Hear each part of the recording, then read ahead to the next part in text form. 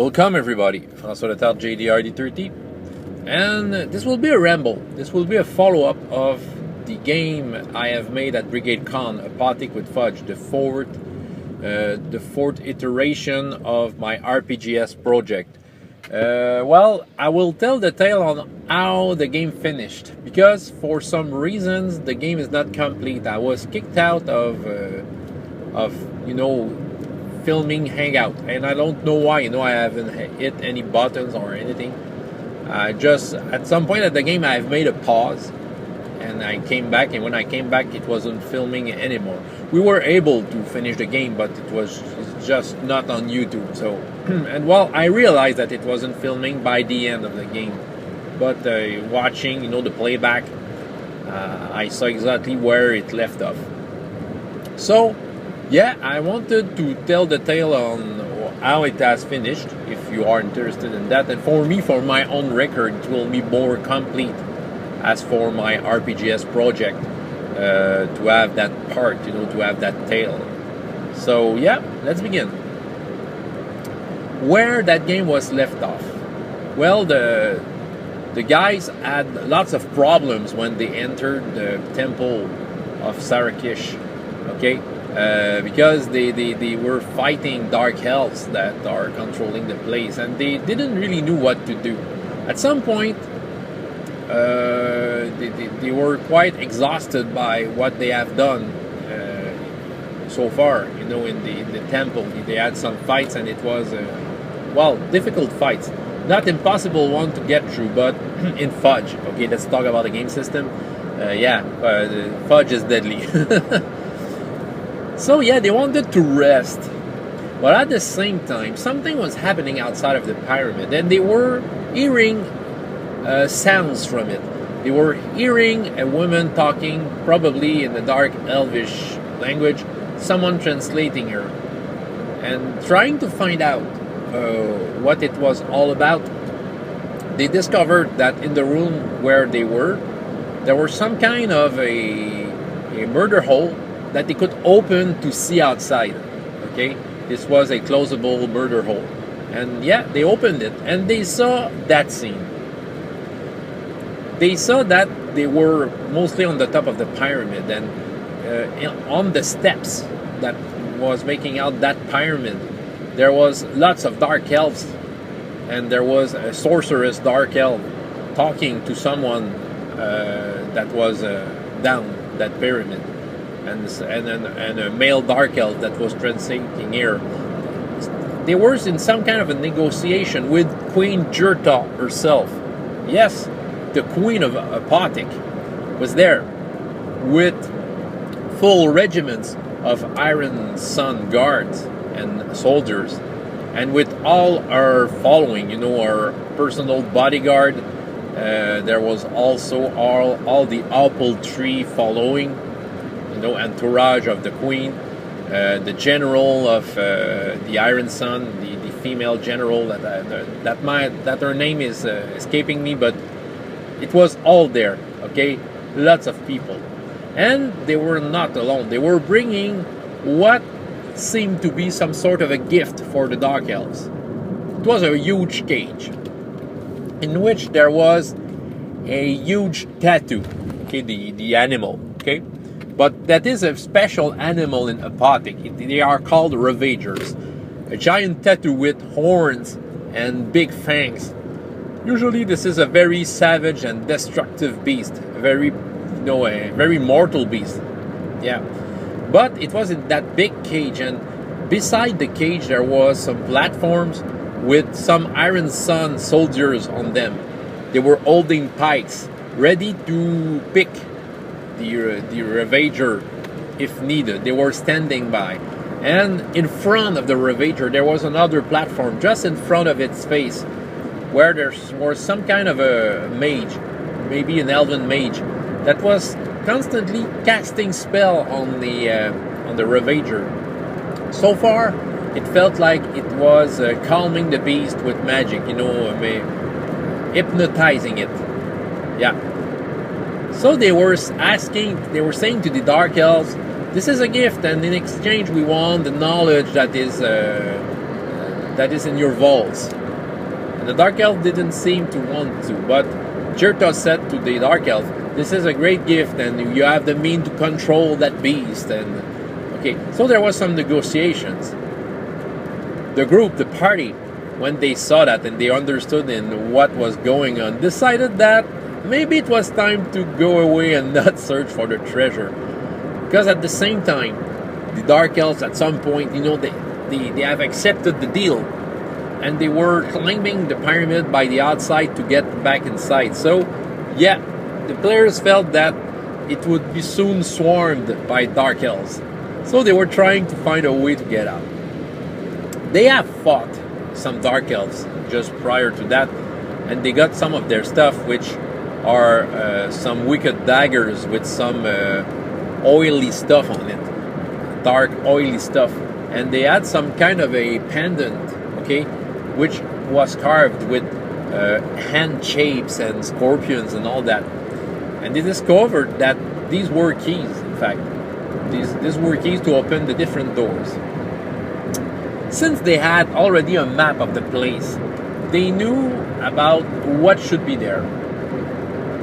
And yet, they entered a place where it was written that there was a room with strange tools, another room with clothing, and another door which led, they didn't know where, because it was simply said, don't know. They decided to get there.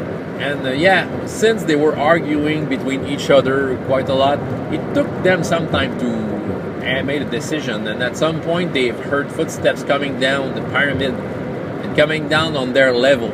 So they decided to hide themselves. And they got in, the corridor which led to the strange tool room and clothing room. That place I've just described. And they decided to close the door, and they tried to put some magic on it, and objects tried to hold the door. And they were searching the stuff. Kirlos, I think it was Kirlos and Korba, no, Kirlos and Lena were searching the strange tools. Okay, since probably it's just a speculations, but the Dark Elves probably thought that this place was untakeable. They never thought that the fountain was a way in. They were not guarding their stuff quite a lot, because Kirlos and Lena found some strange staffs with an orb, and a whitish orb on the top of it. And Kirlos figured out that it was magic, and even though he was quite good at figuring out what it was kind of a space and time device. Okay, so he decided to keep them. While Kirlos, not Kirlos, but Koba, tried to open the door, which was the door that was identified on the map as the Don't Know place. And he wasn't able to do that. He was not strong enough, so he was searching for keys with the pendants they had. All the while, the entering door that they took at first, someone was trying to open it. And yeah, so Korba decided to try to keep the door closed. And he wasn't able, since something magical kind of pushed the door. And they were face to face with the sorceress. Yeah. They were able just in time to close the door before she had some magic. She made some magic stuff on them. Strange and dark magic. They were disturbed and even wounded by that. But they were able to close the door in time and retain it, and put just more stuff in front of the door to keep them from coming. So they decided to go to the Don't Know place without knowing what was waiting for them in there. So they jumped in. This was some sort of a great natural-made cavern, as if the pyramid was made over that place. And in that cavern, there was lots of dead animals all over the place, as if they were sacrificed. But on the far end of the cavern, they saw that big opening, which was some kind of a magical spiral. And they guessed that it was maybe the portal that they've heard about, because there was legends that there was some kind of a portal in the pyramid to get them near Nakaroth, which is a northern kingdom. So they wanted just to get through the portal and get away from the big trouble. But while they were approaching, suddenly all the dead animals kind of came to life and were blocking them. Yeah, Korba wanted to be the first, and with his two-handed swords hacked some dead animals all the way through the portal. Thomas, the priest, was able to ward the animal from approaching him, but it wasn't strong enough. His beliefs in his god Arolas wasn't strong enough for him to protect his friend. So yeah, Lena was attacked by some dead birds, and but all the while Kirlos was preparing a spell. But I think it was a good idea, since Jurta herself entered the pyramid.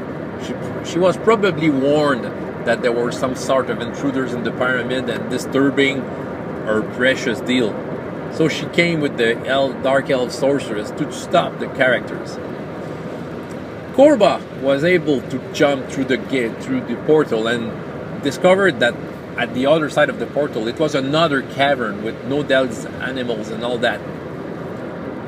And he saw that planted in the rock there was a staff with an orb that was quite similar to the one Kirlos has found out.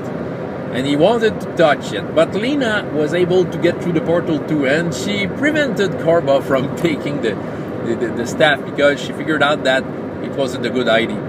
Probably it would trap the others in the first cavern. So Thomas keeping the undead animals away, and Kirlos trying to find a way to escape and blocking Jurta and the Dark Elf sorceress and all the others that wanted to kill them, obviously, was able to do something with fire, a magical fire casting of a spell.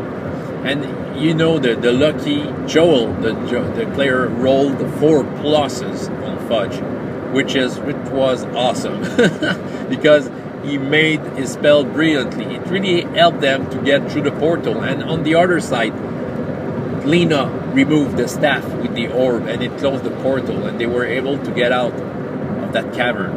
Yeah, Joel rolled a 4 plus, and the funny thing about this game is that the first roll that was made on that game was Joel, and he rolled 4 minuses, and the last roll they have made was 4 pluses.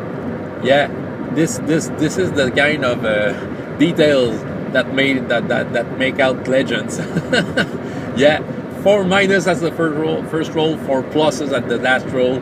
That is quite an upgrade. Yeah, in the last cavern they discovered that the temperature was kind of different, the humidity. They came face to face with 2 dark elves, but they didn't. Those dark elves were just 2 together, and they were not hostile, but they were afraid and they got away. So probably dark elves were traveling in the portal to get some stuff. But yeah, that was pretty much the end of the adventure. They were able to get out of this alive by not taking the Dark Elves and Jurta and Ireson guards to the front just to get some treasure. It was quite a dramatic ending. They weren't able to visit that much that pyramid, yeah, because some events were going around while they were visiting, and yeah, they took up decisions. But in the end, it was a very fun session. You know, I'm very happy and proud to have done that. These were all good players. I might like to invite them in the future. This was my first experience with Fudge. Although the results were good, I will look forward to do it differently the next time. Fudge is a game with lots of possibilities, a little too much, in fact. You have to set down your own limits, which I didn't have to do enough while I've prepared this game. You know, I was approaching this game as I approach all the others, trying to learn how it works. But Fudge, the way it comes, it's not a finished game. You know, there's some extra work to do, get it right.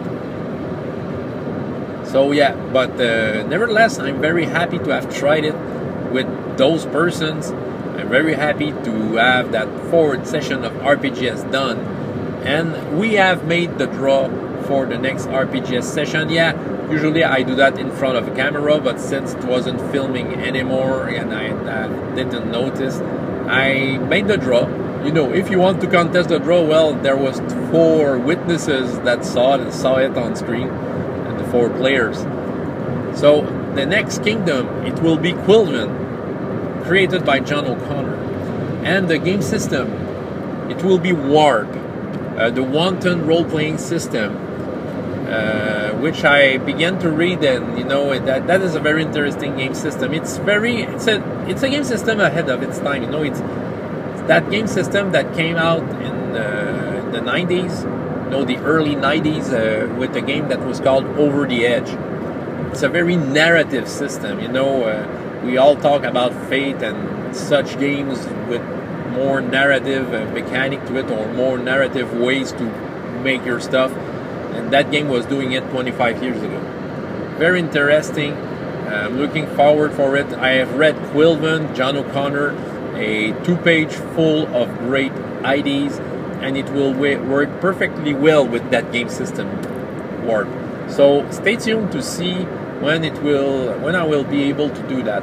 Maybe in December, but no, not farther than January. You know, in January, if it has not been done in December, it will be done in January. So that's for sure, because I want to get on and continue with the RPGS project and continue on. Yeah, looking forward to that, and looking forward to see you there.